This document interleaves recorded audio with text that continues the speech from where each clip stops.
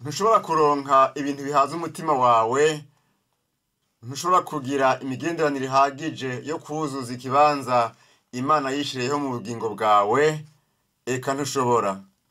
Imana yaturemye muri ubwo buryo kugira ngo yo nyene ishimishe umutima w'umuntu. Kaze mu kiganiro Nkorako Mwami, ikiganiro kigizwe n'inyigisho za Dr. Charles Stanley. Ibintu bishasha byose, byaba imyambaro mishasha, imiduga mishasha, eka n'ibindi, ibyo byose bizana muri twebwe ukwifuza ibyo tudafise. Yamana naho hari ibintu bishasha turonka, ntibishobora kutubumba.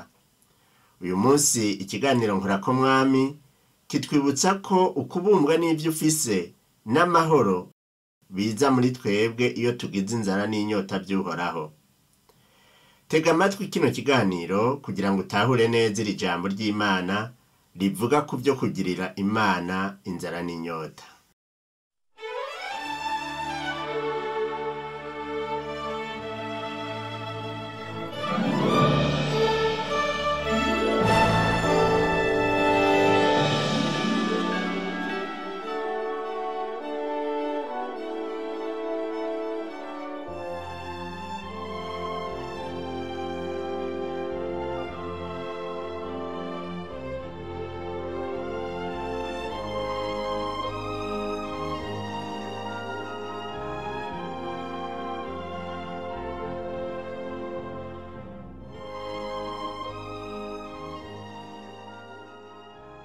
Ku munsi igikuru mu bugingo bwawe wiyumvamwo ni giki?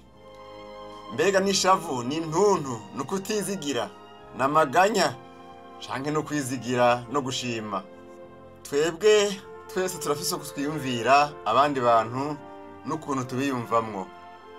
Mbega ni kangahe ku munsi wiyumvira Uhoraho? Umwiyumviriye mbega wiyumva gute? Wiyumvamwo urukundo? Wiyumvamwo kwemerwa? Kandi wumva uhezagiwe? Wumva ukwizigira? Canke wumva isoni n'umubabaro no gucumura no kudatahura neza?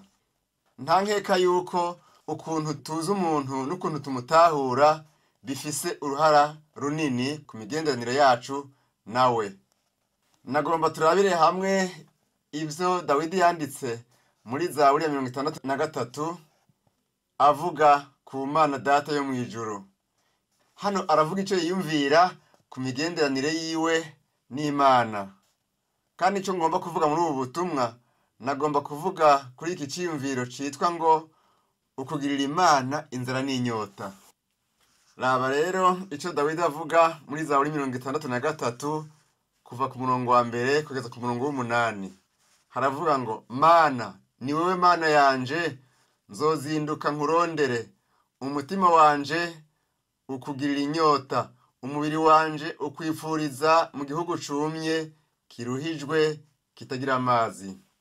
Uko niko nagutumbereye urahera hawe, kugira ngo ndabe ubushobozi bwawe n'ubwiza bwawe.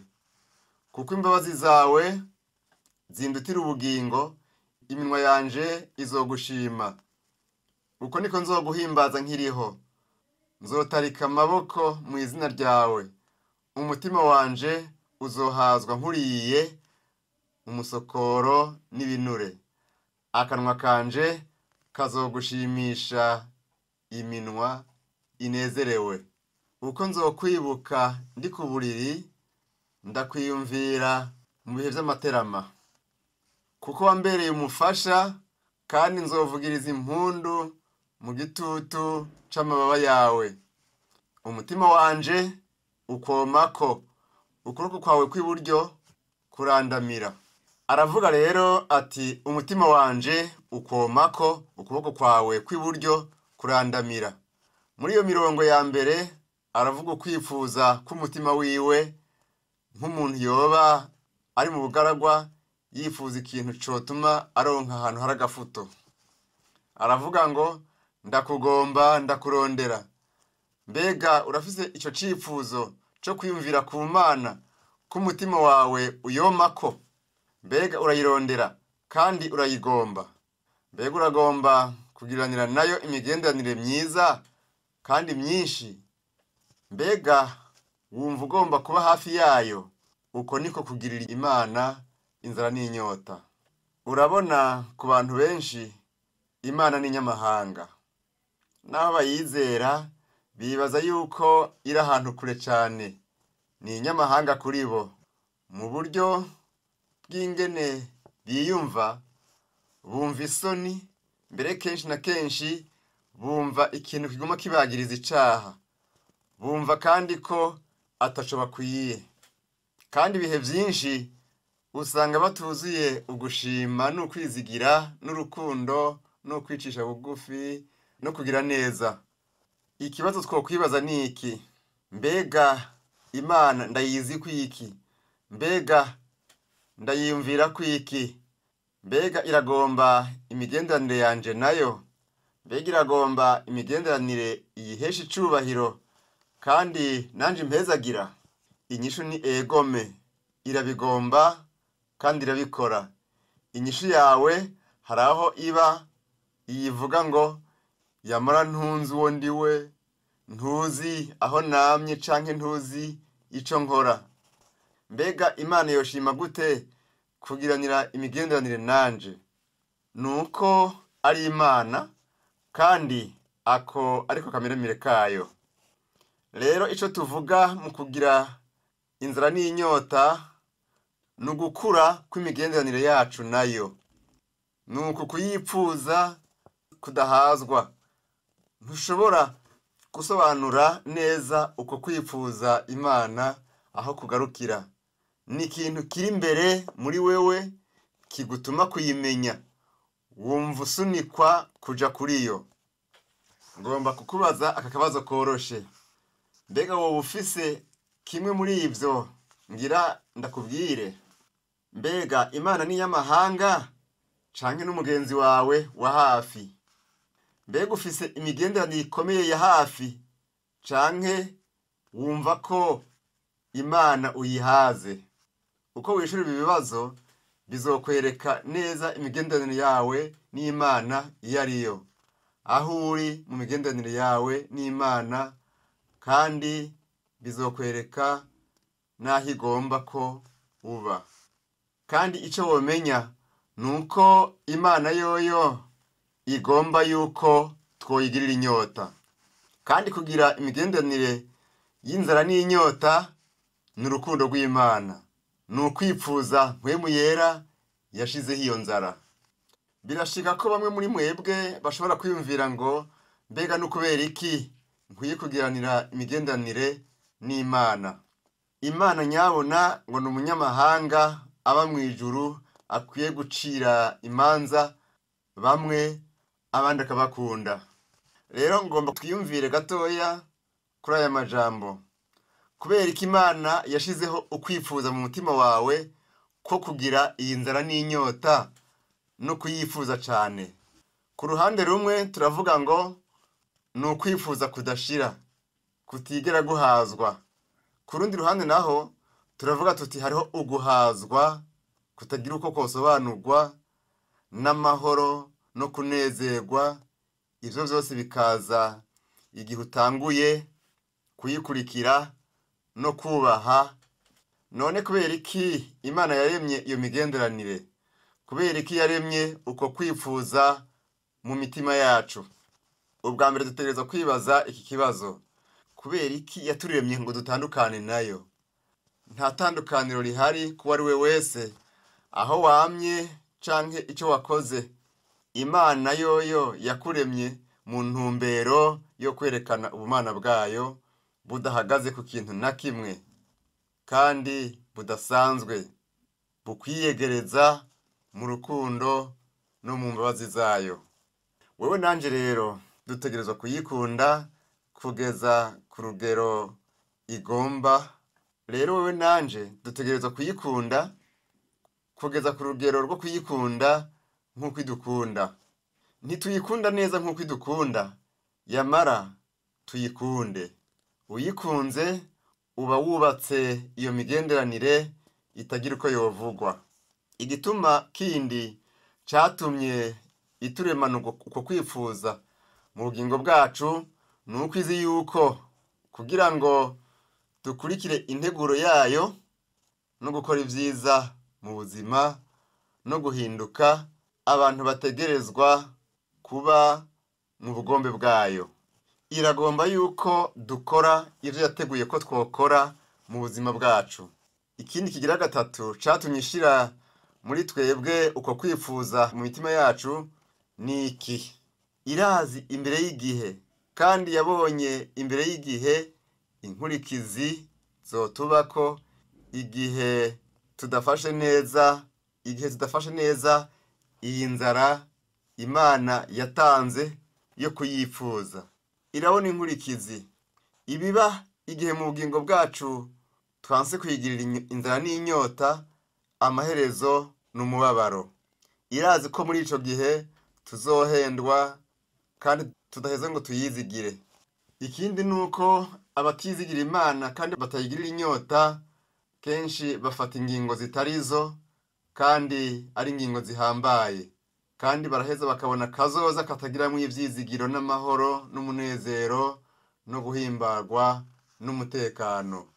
Mbega hari umuntu arakubwira ngo sinzi ko hari umuntu ankunda, sinzi ko hari umuntu anyitwararika, sinumva ko mfise umuntu n'umwe, nta muryango mfise, nta n'umwe mfise, ntegerezwa kubaho ku munsi, simbona kazoza, ndi ngaho gusa. Data wo mw'ijuru, Imana y'urukundo, Imana y'ivyiza, Imana y'imbabazi no kugira neza, igomba kubaka imigenderanire yacu nayo, kandi igomba ko haba hagati yacu nayo imigenderanire tutazigera twibagira, tudashobora no gusobanukirwa neza 100%. Uko kubaka kw'Imana ushobora kukwiyumvira, ushobora kugusoma, kandi ushobora kukumva. Ntiwogutahura atari igihe ukwiyumvisemwo. Twese turahwana n'abantu ku munsi canke kenshi mu buzima bwacu, bumva ko batemewe, badakunzwe. Rero biragoye kumva imigenderanire nabo, kuko bakwigiza inyuma, bubaka inzitiro hagati yawe nabo kugira ngo ntimushikirane, ubushuti ntibukomere. Kubera iki? Kuko bumva ko batabereye, ntibumva ko bemewe, ntibariyemera ubwabo. Mu by'ukuri twovuga tuti ntibikunda, ntibakunda umuntu n'umwe, kuko urabona udatanguye kwikunda mu buryo buhimbara Imana, bizokugora gukunda uwundi muntu. Rero Imana iri hejuru kugira ngo ikugirire neza, igomba kuba hejuru kugira ngo ikugirire neza mu bugingo bwawe ibihe byose. Reka twiyumvire gatoya ico bisobanura kugira iyi migenderanire y'inzira n'inyota n'Imana. Iyo twiravye turibaza tuti, mbega Imana yoshobora gukora ivyo bintu gute? Ibuka n'akameremere k'Imana gukunda. Ni ikintu udashobora kubuza Imana kugukunda. Yagukunze kuva kera. Intumbero yayo yo kukurema ni ukugira ngo ikwereke urukundo rwayo, no kugufasha ngo uhinduke umere uko igomba ko womera, no kurangura mu buzima bwawe ibintu igomba kurangura. Niyo ntumbero yayo. Irazi yuko kugira ngo ivyo bibe, imigenderanire yawe nayo itegerezwa kuba igororotse. Imana irazi yuko igihe wewe nanje dufise imigenderanire y'urukundo nayo, biheza bikayishimisha cane, kandi ari ibintu bikwiye. Harimwo ivyizigiro kuruta iyindi migenderanire y'umwana w'umuntu n'uwundi hano ku isi aba ari bo bose. Irazi yuko iyo migenderanire ihambaye cane, n'inkinzo ikomeye mu bugingo bwacu igihe tugeragejwe. Irazi yuko iyo migenderanire izoturenganya inkubi z'umuyaga zitari zimwe. Irazi yuko iyo migenderanire izotwuzuza kandi izodukikuza, kandi ikazodukingira mu bihe bigoye byo kugeragezwa. Nta muyaga ushobora kugutwara igihe uri hafi yayo, ufise urukundo, ufitaniye nayo imigenderanire ikwiye. Icyo nzi ni uko Data wo mu ijuru adukunda ataco arinze kuraba. Mugenzi, aragomba kukugirira neza nawe. Aragomba yuko imigenderanire yawe nayo yokomera. Agufitiye urukundo, agomba kugufasha, kandi agomba kuhinduka ngo ube umuntu ategerezwa kuba uko igomba. Kandi Data wo mu ijuru agomba kugufasha kurangura ibintu mu buzima yaguhamagariye ngo uzukore. Twamaze kuvuga yuko ibi ari iby'Imana yaremye muri twebwe. Uku kwipfuza guhambaye, uru rukundo rwayo, ukwifuza kuyimenya, kuba hafi yayo, kumva ko turi kumwe nayo, ivyo byose ni iby'Imana yo nyene yadushizemwo. Uwo uri wese umenye ko Imana ivuga iti ni jewe ndiho. Kumenya ko ari ndiho bidufasha kumva ko dufise uhambaye, twizigiye, twegamiye igihe cose. Kandi uko dushishikara kuba hafi yayo niko ubwoba bugabanuka. Uko ndushaho kumuba hafi niko umunezero uhambaye n'amahoro n'umutekano mu mutima biboneka mu bugingo bwanje.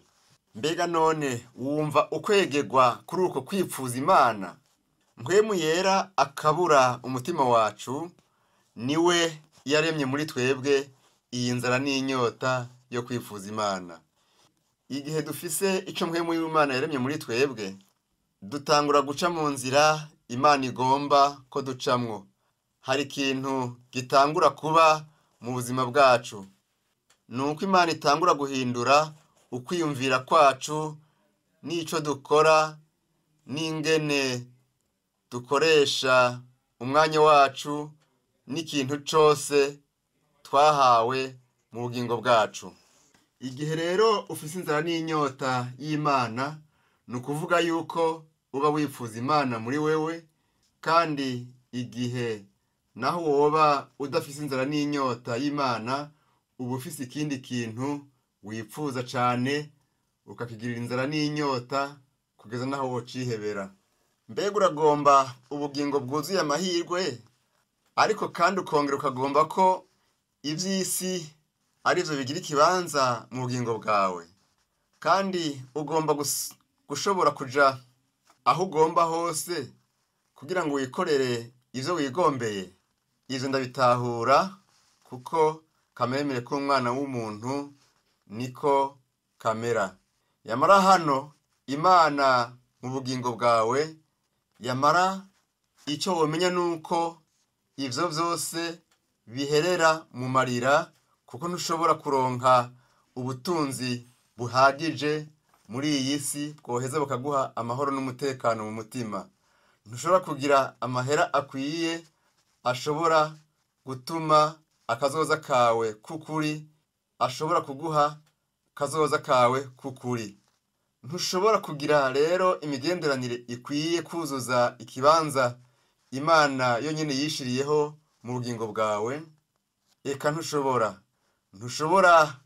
kunyereka umuntu n'umwe yoba afise amahoro n'umunezero n'amahirwe n'urukundo n'ukubumbwa n'ivyo afise n'umutekano muri ubu bugingo n'ubugingo buzoza, atari uwemeye kugira inzara n'inyota y'ukubana n'Imana. Igihe rero twiyumviriye ku nzara inyuranye n'inzara Imana igomba kutugira, twama turangiza mu marira. Kandi ikiba niki, rimwe na rimwe turiyumvira vy'ukuri igishobora kuduhaza, tukibaza yuko twokironka mu bantu. Wifatanya n'umuntu wibaza yuko azogufasha kuronka ivyo wifuza vyose, ariko ntibishoboka. Nta kintu kiriho canke nta muntu n'umwe yohaba, yaba umugabo yaba umugore hano mu isi, yoshobora gutanga vyose umuntu akeneye. Imana yaturemye mu buryo nk'ubwo nyene kugira ngo yo nyene ihaze umutima w'umuntu. Mugenzi, namba rero wirengagiza Imana, wirengagiza ivyiza, ugerageza kugendagenda impande yayo, hanyuma ukabura ivyiza vy'Imana mu bugingo bwawe.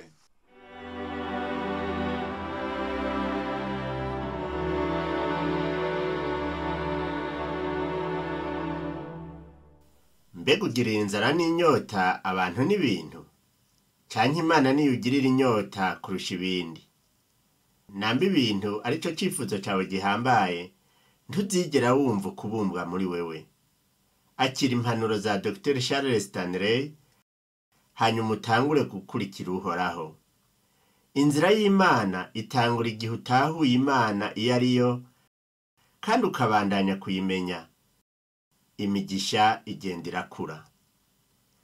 Ushobora kwiyumvira kuri ayo majambo yo muri Zaburi y'145 uhereye ku murongo w'8 ukageza ku wa 13 havuga ngo: Uhoraho n'umunyabuntu, yuzuye imbabazi, ateba kuraka, agira ikigongwe cishi. Uhoraho agirira neza bose, imbabazi ziwe ziri ku byo yaremye byose. Uhoraho ibyo waremye byose bizogushima. Abakunzi bawe bazogushemagiza, bazovuga ubwiza bw'ubwami bwawe. Bandagaze ububasha bwawe, kugira ngo bamenyeshe abana b'abantu iby'inkomezi wakoze, n'ubwiza bw'igitinyiro c'ubwami bwawe. Ubwami bwawe ni ubwami bw'ibihe bidashira, ubugabe bwawe buzohangama uko urunganwe ruzogenda rukurikira urundi.